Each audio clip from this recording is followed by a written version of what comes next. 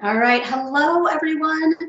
Thank you for joining us today on the Operations Intercultural Competence seminar section that you've all joined. There may be a few more people that are going to be signing on, which is totally fine. We welcome and want to include everyone that wants to join us today. So I'll go ahead and reintroduce myself in case you didn't see me earlier. I've been hosting and being the MC of this fabulous event today. But I want to first introduce our guest speaker, part of the Intercultural Programs team, the Assistant Director, Ms. Katie Russo is here with us today. Katie, I don't know if you wanted to share any quick words or anything like that. Sure. So like Betsy said, my name is Katie Russo. I'm the Assistant Director of Intercultural Programs, and I'm so excited to talk to all of you today. So thank you so much for that lovely introduction, Betsy. But yes, it looks like always. I was going to say, it looks like we have a few more people joining. Do we want to go ahead and get started? We've got jam-packed information, Katie. So again, guys, I'm Betsy Shea. I'm one of the associate directors here at the University Career Center. And Katie and myself have partnered up to give you a jam-packed session on leveraging your intercultural competency, both on your resume as well as, really to boost you in professional settings. So we're going to share with you what that looks like. What is intercultural competency and how you can really navigate and showcase in a positive way all of your fantastic intercultural skills, as well as if you've got international experiences and knowledge, lots of ways that you'll be able to really leverage these wonderful abilities. So without further ado, Katie, I'll turn it over to you. Okay. So like Betsy mentioned, so our objective is to really reflect on the importance of developing these skills, your intercultural skills, and how you can integrate those skills on your resume, but really not just your resume. How can you reflect on or integrate those skills into a job interview, into your career, into those internships, and into the classroom, all those things that you're studying. So how can you kind of mesh all of these skills together? So we're going to talk a little bit about that. And so first off, why are these skills important? So employers are looking for people who have that ability to communicate effectively and appropriately in a variety of cultural contexts. So Jeanette Bennett, she is an interculturalist, and she says that now I'm having trouble concentrating today. It's Friday. So she says that intercultural communication is the ability to collaborate internationally, understand global partners and clients, integrate new perspectives into the company, and work effectively in multicultural teams. This is what employers are all looking for. So these are why you need to develop these intercultural skills. Guys, we saw this with the pandemic, right? We're all working virtually, we're all connecting virtually. So these are all things that you really need to hone in on, you really need to work on. And so these are all things that employers want to see on your resume and how you can build that. So you can all build these skills here at UT Dallas. And I'm going to talk a little bit about how you can build those. But first, what is intercultural competence? So the ability to communicate effectively and appropriately in a variety of cultural contexts. I wonder if my slides got a little funky right there. Yeah, might have gotten that way. Sorry, guys. My tech skills are a little bit out of date. So Jeanette Bennett, my favorite interculturalist, she's amazing. So she also says that to be interculturally competent, you need to have a mindset. So you need to have the knowledge. You need to know about cultures. You need to learn. You need to really expand your knowledge. You need to have that skill set. So those things that you're learning in the classroom, those things that you go out and you actually get those skills, you get those internships, you get those jobs. And you need to have the heart set. That's that attitude. That's that willingness to get the experience. So you need those three things to be interculturally competent, right? You have to have all of those together. You can't just be like, oh, I'm interculturally competent because I know a lot about a culture. No, you have to have all of those combined. But what is culture? So Culture is a lot of different things. So it's traditions, beliefs, values, norms, symbols, behavior patterns, communication. I don't have to read everything that's on the slide because you guys can read it, but so many different things go into culture, right? And culture is not just based on the region where you grew up, or it's not just the country where you are born. Culture is so many different things, right? So, for example, I'm gonna use my little props. I'm an artist, I paint. Art is part of my culture. So this is a symbol of my culture. But I'm also a US citizen. That's part of my culture. So, celebrating the traditions of my culture is, being an American. But celebrating traditions of my artist culture is painting and having those artifacts, my paintbrush, my paints, all those things. So these are all parts of my culture. So objective culture is those artifacts. So the American flag is an artifact of my culture. My paints, my paintbrush, that's an artifact of my culture. All those things that are created by a group of interacting people. So, like I said in my examples, art, holidays, literature, dance, things like that are all parts of objective culture, kind of those tangible items that you can actually look at and feel and touch. There's also subjective culture, though. So those are those shared values and beliefs and behaviors of a group of interacting people. So this could be religion, this could be ideas, cultural norms. A big one that I always teach during international student orientation, a cultural norm of the United States is tipping for services.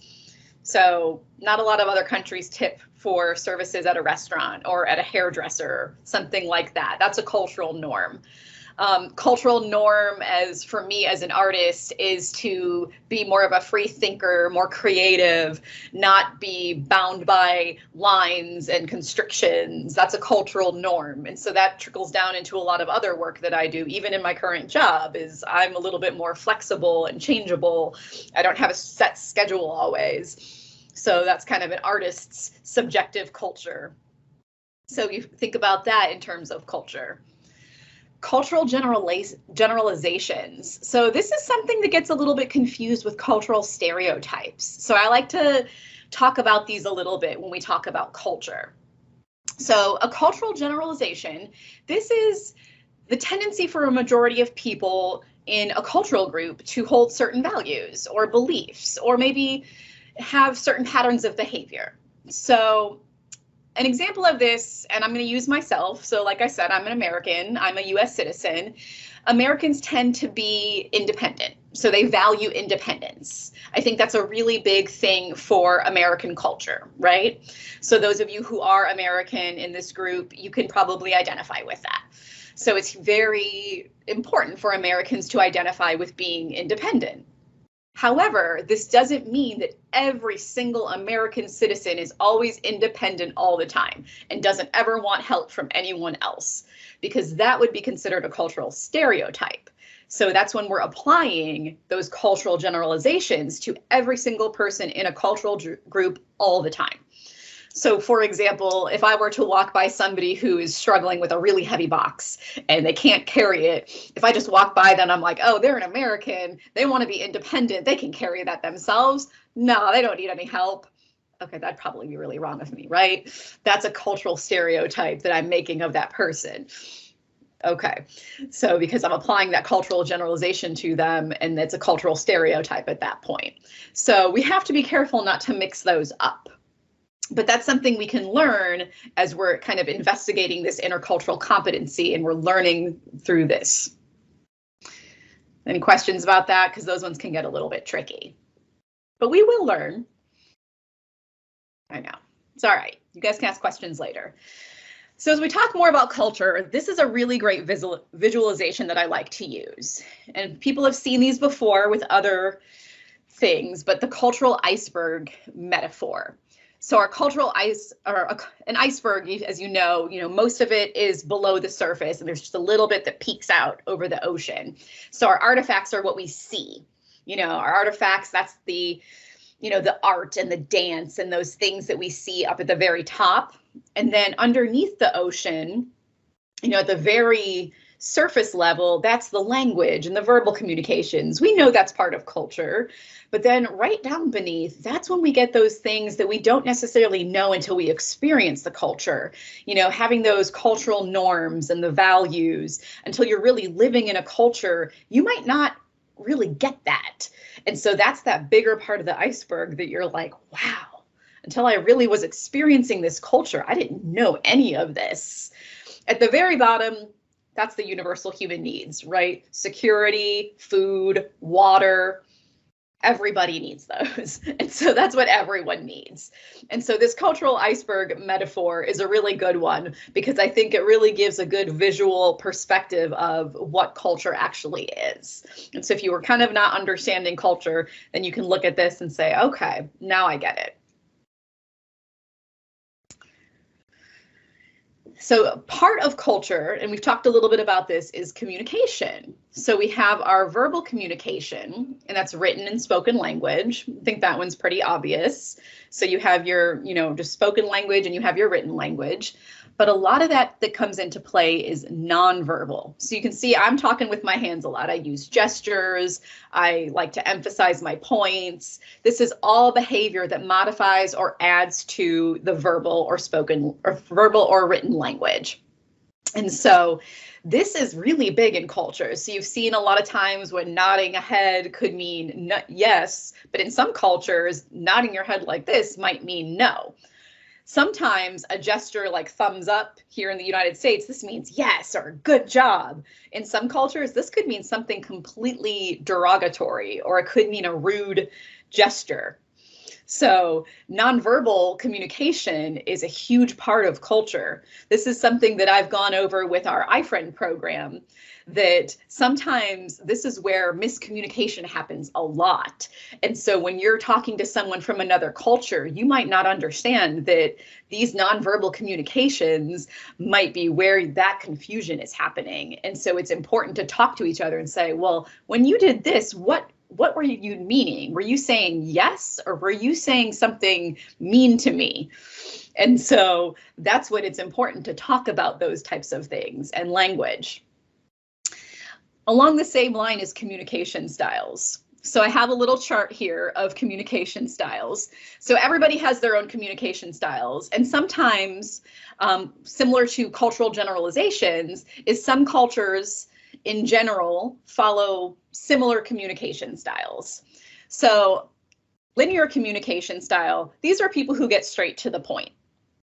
So people who are just like, you need to do this. This is my expectation of you. This is what I want. Some people, they talk in more of a circular fashion. So they're like, well, this is what needs to happen because this happens and this happens. And if you don't do it this way, this is going to happen and this is going to happen. And they might kind of tell a story around the point. And so you'll notice that when you're interacting with people, you might need to change your communication style in order to get what you're looking for. You'll probably even notice sometimes, depending on who you're interacting with, you might need to change your communication style with just because of who you're interacting with. So for example, if I'm talking to my supervisor, I might use a more linear approach. If I'm talking to my mom, I'm not going to do that. I might use a more circular approach because it just gets a better result. And that's because my boss is from one culture, my mom's from another culture, but I also interact differently with my mom, right? So communication styles might change depending on what culture someone is coming from and just how they interact with that person or how you interact with that person. So you have linear and you have circular. You have direct, so the meaning is stated directly. This is what I mean, this is what I want. Indirect, the meaning is implied. So this one can be tricky. So, this is more, the fault is on the listener. So someone might say, oh, I do like this food, but I really like the other food too. So that you might have to kind of understand something that they're saying. It's more maybe sarcastic or it's more implied, and the listener has to listen for the meaning as opposed to the presenter giving you the meaning. So detached, keeping emotion out of it. So This might be somebody who is just very serious. They're just saying, giving you information, no emotion, nothing. Attached, showing your passion. So these are kind of opposite, right? So you're giving a lot of information, you're showing your passion, you're telling someone a story, and you're giving that passion about something. I like to think the left column in a straight line has very similar characteristics, and the right column in a straight line has a very similar characteristics. I always tell people when I give this presentation, if you guys know the show The Big Bang Theory, Sheldon, he's a very linear speaker. He's very direct when he talks. He's very detached. He doesn't have a lot of emotion, right? He's very intellectual, so he doesn't take things personally, right? And abstract, he uses theories, principles, facts. But then if you look at the right side, so another character on The Big Bang Theory, Penny. She's very circular. She always has a story when she tells something, right? She's like, oh, I live on this farm and there's this pig and this happened. She's very indirect. So she has, she uses a lot of sarcasm when she talks, and Sheldon doesn't get it. So she's taught him that. She's very attached and very emotional. She's very relational. She's very concrete when she uses her stories and examples and metaphors. And so they've had to learn to work together to understand these communication styles. There we go.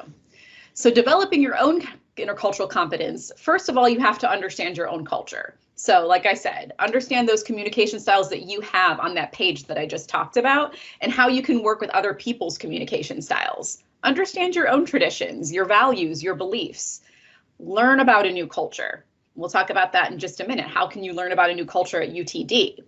Spend some time with members of a new culture, learn to interact with people, observe, understand, and be open to new ideas and concepts. Be curious, be willing to make mistakes, okay? You're gonna make mistakes when you're learning about new ideas, right? You're going to make those mistakes, and it's okay. Ask for help, ask questions, and be willing to do that.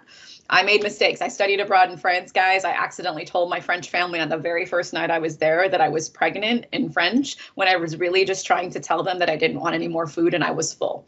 So trust me, you will make mistakes if you're learning new cultures. Okay, some intercultural opportunities at UT Dallas. First of all, there's education abroad. I think that's one that if you want to learn a completely new country and a new culture and a new language, you can study abroad. So this is a really great way. I put the Education Abroad website on here if that's something that you're interested in doing. They have so many different opportunities. If you'd like to go on an exchange program, if you'd like to study abroad for a semester or a year, absolutely, you can do those opportunities. However, there's also opportunities at home. And so we have experiential learning. So I talked about our iFriend program earlier. We pair up international students with domestic students to meet throughout the semester. We have it both virtually and in person. So if you're not here in the US yet, or if you're not comfortable meeting with someone in person, we can absolutely accommodate that. So you can take a look at our website. We also have the Global Leadership Retreat, and this is a partnership with the Leadership Center. And so this is an opportunity for you to do a 2-night retreat where we go through leadership programs with different departments, and we do leadership training with students. You have foreign language courses. You can take academic courses related to globalization, diversity, traditions, communication. We also have global awareness events through our office. So we have International Week, informally called I-Week. This is my favorite week. It happens every spring. So it's going to be at the end of March 2022. I'm hoping it's on campus this year. So cheer for me, guys. We have Instagram Live events, global engagement series. So I posted our website. So please take a look at our website, and you'll be able to see all of our events on the Comic Calendar and all the events that we host. I put some examples here, but this is not all of our events. So please take a look at us, and you can get involved with our office to see what other events you can come and join us for. I also have a couple different websites here. So there's intercultural competence training. We have some virtual trainings that we have on our website that are through Purdue University Global and a few other web pages. So I have a link to it here. The Multicultural Center is also an awesome resource. So take a look at them because I highly support them. And cultural student organizations, great people to join. Even if you're not part of that particular culture, you can absolutely join them and join their events. So you can visit our website and you can see a list of the different cultural student organizations that are available. And then we have some marketable skills. So this is a really cool student leadership program initiative, and it's a really concrete way to understand the impact of your experience. So for example, marketable skills will give you a concrete way of writing these skills on your resume. So I wrote out an example here. So by participating in the iFriend program, I was able to interact on a regular basis with someone from another culture who became my personal and professional contact. I have a few other bullet points here, and Betsy's going to share a few other examples of how to write things like this on your resume. But this is something that the student leadership programs created as an initiative of marketable skills of joining programs like this on campus. And so we support that as well. And iFriend is one of those marketable skills. Okay, and I think Betsy, you are up next. Navigate forward to your slides. All right, perfect, Katie. You did such a great job being able to really delve into, what it means to be intercultural and how you can combine and intertwine those competencies with career and what that means, what students can join to get more intercultural competencies. So now is the part of the presentation where I'm going to take it a step further, and we're going to look at, now that you know what intercultural competencies are and why they're important, we're going to tie that in with how that impacts your career preparation. So intercultural and career is what we are moving into now. We will end right on the nose at 12:18 or 12:19 to make sure that you can get into the final remarks, the closing of our summit today at 12:20. So I'll just preface my session with, we're going to fly through some of this information. Some of it we can move to the next slide because either, you might have already gone to a session that already touched base on some of these topics, and or again, I can't stress to you enough, just reach out to me, reach out to our University Career Center, reach out to Katie if you'd like more information or if you have more questions. So definitely, I don't want you to leave here today thinking, oh gosh, it went fast and I had questions that didn't get answered.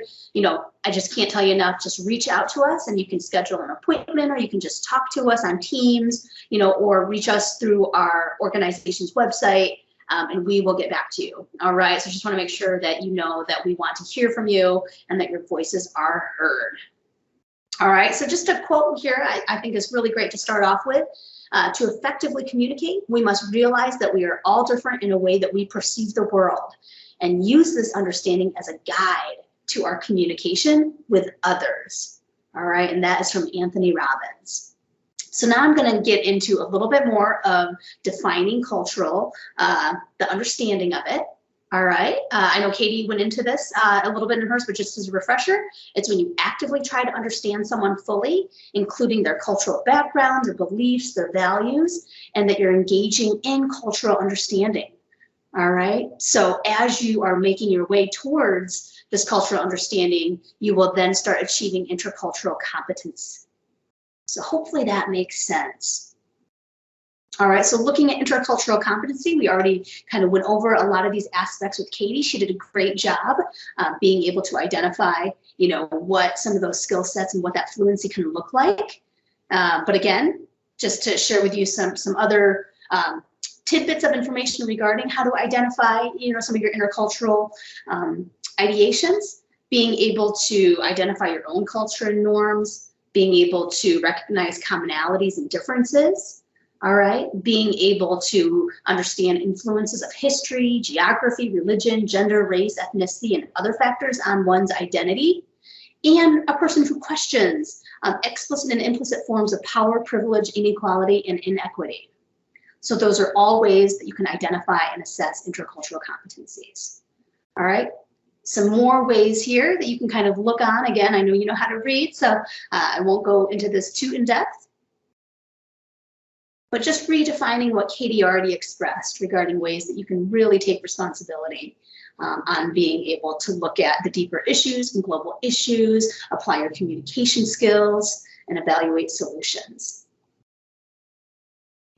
All right, so the important piece of the puzzle for today, right, is really looking at what is it that employers want in regards to intercultural competencies. Employers really want to see candidates with these skills, all right? It's all about communication. If you look at any list across the board from established sites, employers are wanting to have communication. It's always going to be in your top 5, no matter what field that you are getting into, all right? You want to make sure that it goes beyond communication. So being able to understand a culture different from your own and being able to have that ability to think critically. You're going to want to make sure that you're able to understand the nuances, again, of the differences in norms from culture to culture. And then also that big aspect of being able to collaborate with people who are different from yourself. These toolbox of skills, you can call them, really think of it as ways that you're able to provide employers who are looking for these different candidates in a competitive job market. So being able to have the credential of an undergraduate degree could get your foot in the door, but you being able to clearly articulate what are your key power skills or your soft skills and your transferable skills, that is what's going to be paramount in moving you from job candidate to being a hired employee. So you're going to want to make sure to really take some time to meaningfully reflect on any international experiences that you've had or course activities that helped you grow your cultural understanding, or any student organizations maybe that you've joined, or any events that have helped you build your intercultural competencies. And these can all be put into your toolbox of skills. So then ways that employers have defined what intercultural skills means. One descriptor said it's the ability to understand different cultural contexts and viewpoints. And then another descriptor stated demonstrating respect for others, adapting to different cultural settings. And then other descriptors were accepting cultural differences, being able to speak foreign languages, and being open to new ideas and ways of thinking. So just to kind of put it in context so that you have an idea of what employers are expecting and what they are saying about intercultural skills. So what is the importance, you might ask, from the employer's viewpoint? All right. One employer said employees with these skills can bring in new clients, they can work within diverse teams, and support a good brand and a reputation. All right. They also see risks with having employees that do not maybe have these skills. So top risks as identified by employers of those that do not have intercultural competencies, loss of clients, damage to an organization's reputation, team conflict, and all of these risks could have an impact on financial implications. All right, so getting into being able to articulate. Katie went into some of these, but just really to push it in there very clearly for y'all, specific tasks that you can look at of what you had in your experience. So you can include travel, study abroad, interning abroad, learning new languages, any athletic involvement, student organizations, and then any coursework in cultural and international studies. All right, so these are all ways that you can identify specific tasks that you've done in your intercultural competencies. Action verbs that are really good to use to be able to express some of that global and intercultural fluency. Collaborate, analyze, communicate that you've discussed, engaged, identified, immerse, interact, learn, listen, participate, recognize, understand, evaluate, and partner. So those are all great action verbs that you could be using in your resume and cover letter and in your interviews to market your global and intercultural fluencies. All right, so the employer's evaluation process in regards to intercultural skills on an application or in the interview process, this is not just formally, right? This is where they really look to see how candidates could relate and explain their intercultural skills. So the top 5 indicators for employers of an applicant who has strong intercultural competencies is that they have strong communication throughout the interview and selection process, that they're able to speak in foreign languages perhaps, that the candidate can demonstrate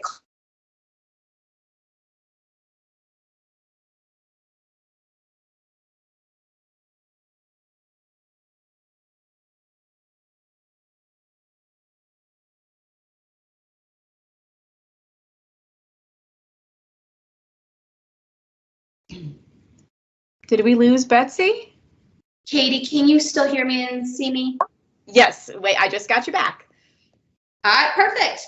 All right, everyone. So just real quickly here, I'm just going to fly through the resume part just because we did offer, 2 different resume sections throughout the summit. And I'm really going to just kind of hit a couple points as it relates to intercultural. All right. So some of the ways, again, that you can demonstrate your experiences that make the most sense to show your cross-cultural experiences. So in the education section, you could list study abroad or an international degree. All right, for experience section, you could list if you had a volunteer or a paid position while being immersed in your study away experience. For a scholarship and academic section, this is where you can really show any research or present any learning projects that you completed during your time of study abroad. And then of course, listing any international experiences that you can highlight. So those are just some examples of what you can include on the resume. All right, I'll go past that one here. We talked about a little bit of the verbiage of what would be helpful to utilize here on the resume. Again, some of these action verbs and then the actual statement behind it are some examples. So I'll just read one of these here. Communicated with current and potential clients in Chinese to address any problems. All right, participated in member meetings to discuss German culture and hone German speaking skills. So just a couple examples of what solid statements would look like to demonstrate and showcase your intercultural accomplishments. All right, so just a reminder, what are the indicators? Here they are. All right, this goes more into the cover letter, but I'm going to kind of breeze through this because we are just running out of time here rapidly. I only have another minute or so. Getting to the interview part of career development. So being able to be prepared to be able to answer common global or intercultural fluency interview questions, right? So how have you worked towards inclusive practices? Describe a time when you recognized and overcame your cultural biases. Describe a time when you initiated connection with someone from another culture. So these are all different examples of general interview questions that definitely include a component of that global fluency. All right, and we already went over why it matters. So again, just reminders here for you. And then quickly going over a 4-year intercultural building plan. So if you're wondering, okay, well, I'm just a freshman or I'm a junior or oh no, I'm a senior, what do I do? Again, Katie already shared some great ways to get involved, but here's the list with maybe some more included or some different options of what you can do your freshman year, what you can be participating in your sophomore and junior year to set yourself up for success and give yourself that experience and knowledge. And then of course, senior year, what you should be looking at and being involved at. And of course, utilizing the University Career Center and Intercultural Programs Office, all the way throughout. Freshman, sophomore, junior, senior. It's never too early to start, never too early. Okay, so I think I have time for maybe a quick question or two. If any of you have any, go ahead and put it in the chat or you can raise your virtual hand. And then otherwise, if there are no questions, we'll wait around just a little bit, but I want to make sure to be able to allow you to get to the closing remarks at 12:20. That's going to be put on by our esteemed University Career Center director. So I'm going to put the link to get into the closing remarks portion of the summit right here in our chat. But again, students, please feel free to reach out to me or to Katie at any point and ask your questions, make your appointment. We really want to hear from you. I mean, that would probably be my biggest advice, Katie, I don't know about you, is that we have all these amazing, so helpful student services that students either don't know about or they just don't utilize. And it goes to waste when we've got all these experts and people there that can help our students really achieve success. So that's the biggest thing I want you to walk away with, is that come visit the University Career Center, come visit intercultural programs, and learn how you can really set yourself up for success Katie, did you want to add anything else? No, I was just going to say, if you have any questions, please feel free to reach out to me. I'd be happy to answer any I can. All right, perfect. Sounds good, everyone. Well, thank you so much. And we'll see you here in just a few seconds at the closing remarks portion of today's summit. Thank you for joining us all.